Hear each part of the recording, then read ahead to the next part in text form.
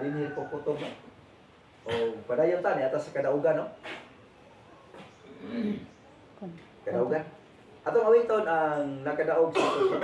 Nakadaog si Jesus Pagluwas sa nato, gibayran, gibayran, ako sa dugo niya.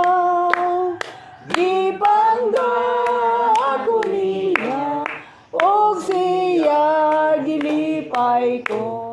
Siguro ko ang pagdaog tungod sa dugo niya. May buntag sa tanan no. Salamat sa Dios nga padayon ta no. Bisan tuod ang atong igsoon brother Bugo no, wala naman siya. Kanang gikuha na ngayong kinabuhi sa Ginoo.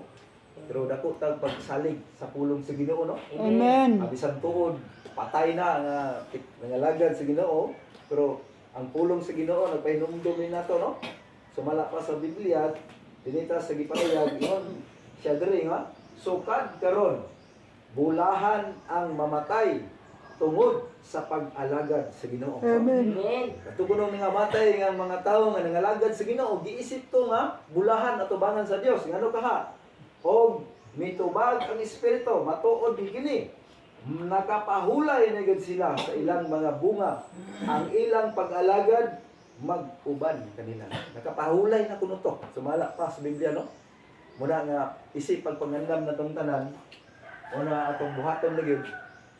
Padayon lagi ta sa atong pagpangalagad sa Ginoo. Matod pa sa Mateo 24 bersikulo 13, ang mulahutay hangtod sa katapusan, no?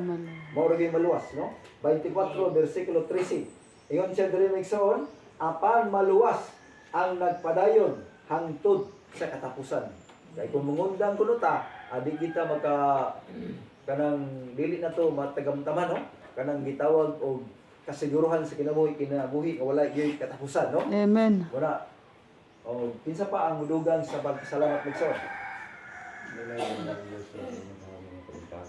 Amen. Salamat sa pagpasalamat ng mga Diyos. Santo do inamin ang pagkenta. Amen. Ikalaan gapon niya o kanamon mo. Iguban ko ninyo. Amen. Dalayo paghimaya sa iyang anak. Ako nagsuon.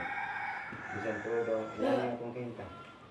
Pero wala akong makuha sa paglaon sa Panginoon Diyos kung kay siya may labing kamanan ni Lord. Amen. Amen. Kung kini maning tanan akong kadaugan diya sa akong buhi. Amen. Amen. No? Ug salamat sa Ginoo nga ang atong igsoon no. Na siya gibati sa lawas no.